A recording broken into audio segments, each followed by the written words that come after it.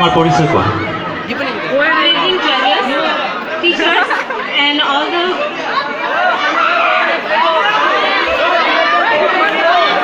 disqualify.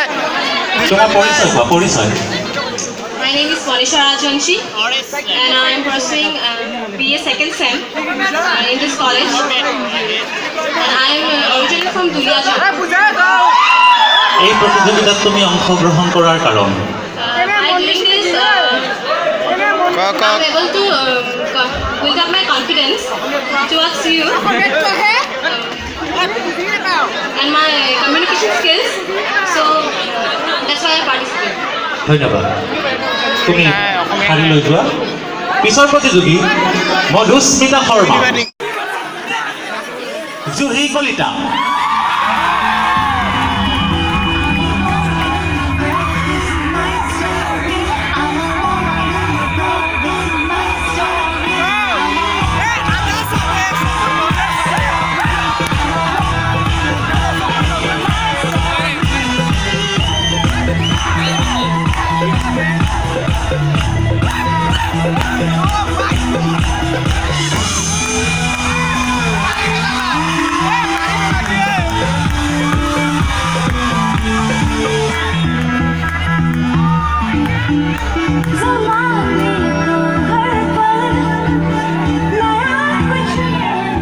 তোমাৰ পৰিচয়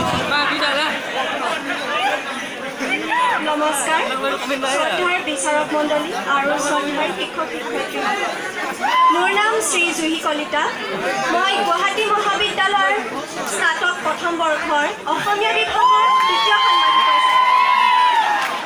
তুমি শ্ৰীময়ী প্ৰতিযোগিতাত অংশগ্ৰহণ কৰাৰ এটা কাৰণ গুৱাহাটী মহাবিদ্যালয়ৰ দুপৰী দিয়াৰ দিনাখনৰ পৰাই মই এটি সপোন ৰচিছিলোঁ আৰু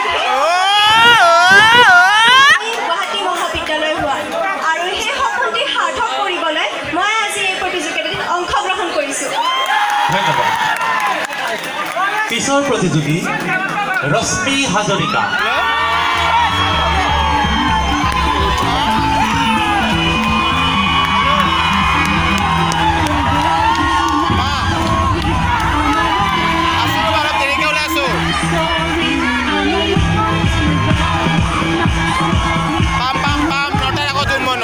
Good evening everyone.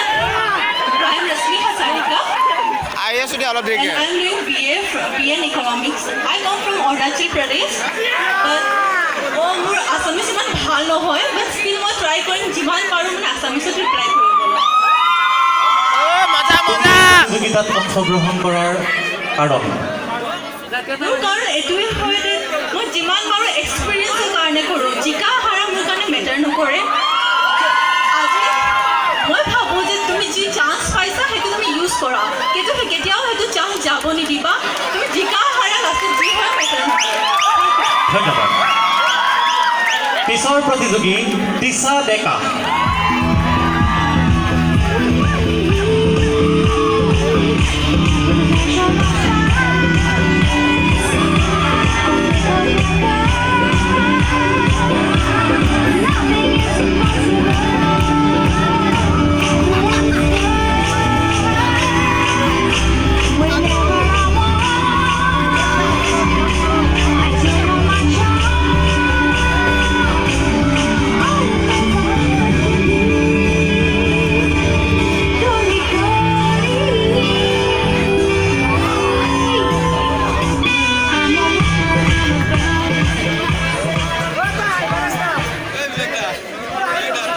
পৰিচয় কোৱা নমস্কাৰ পোনপ্ৰথমে ইয়াত উপস্থিত থকা সমূহ দৰ্শক মণ্ডলী তথা বিচাৰক মণ্ডলী আৰু মোৰ সন্মানীয় ছাৰ বাইদেউসকললৈ নমস্কাৰ জনাইছোঁ মই মোৰ পৰিচয়টি গুৱাহাটী মহাবিদ্যালয়ৰ পৰা দিব লৈছোঁ মই গুৱাহাটী মহাবিদ্যালয়ৰ স্নাতকৰ দ্বিতীয় ষান্মাসিক অসমীয়া বিভাগৰ তুমি এই প্ৰতিযোগিতাত কিয় আহিছা প্ৰতিযোগিতা বুলি ক'বলৈ গ'লে এক কথাত কোৱা নহ'ব আমি জানো যে এতিয়া পুৰুষ মহিলাক সমানে অধিকাৰ পোৱা বুলি কোৱা হয় যদিও কোনো কোনো ক্ষেত্ৰত মহিলাক সমান অধিকাৰ দিয়া নহয় আজি মই এই অনুষ্ঠিত ওলাই আহিছোঁ মই এগৰাকী ছোৱালী যে মই ছোৱালীৰ হৈ পিনে কিবা এটি নাম উজ্জ্বল কৰিব পাৰোঁ সেইটোৱে মোৰ ধন্যবাদ।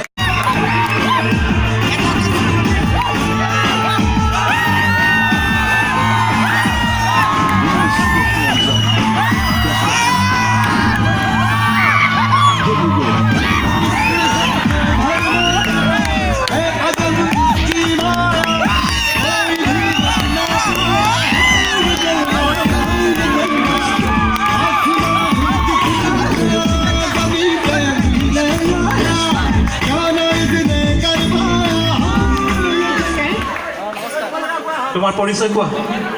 নমস্কাৰ, মোৰ নাম শ্ৰী দীপা কলিতা। মই স্নাতক দ্বিতীয় বৰ্ষৰ কলা শাখাৰ শিক্ষা বিভাগৰ ছাত্ৰী। তুমি এই শ্ৰীময়ীত অংশগ্ৰহণ কৰাৰ কাৰণ? প্ৰথমে মই ক'বলৈ গ'লে মোৰ বহুত হেঁপাহ আছিল এই প্ৰতিযোগিতাত অংশগ্ৰহণ কৰাৰ। আৰু একফালৰ পৰা ক'বলৈ গ'লে আজিকালি আধুনিক যুগতো এনেকুৱা কিছুমান মানুহ আছে যিবোৰে এই দিশটোক বেয়া দৃষ্টিৰে চাই। মই এই মঞ্চৰ পৰা এই অনুষ্ঠানত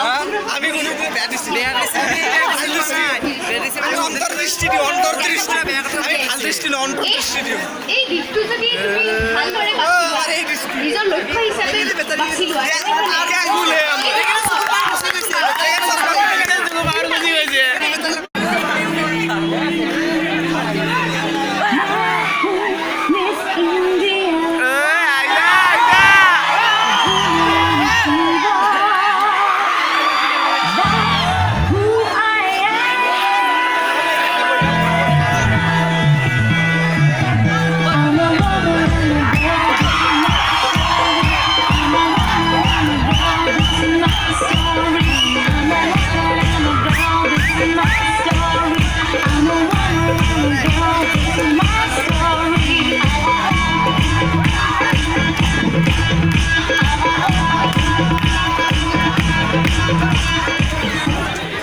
তোমাৰ পৰিচয় কোৱা। নমস্কাৰ, মোৰ নাম বেগম হাফছা নাজনীন।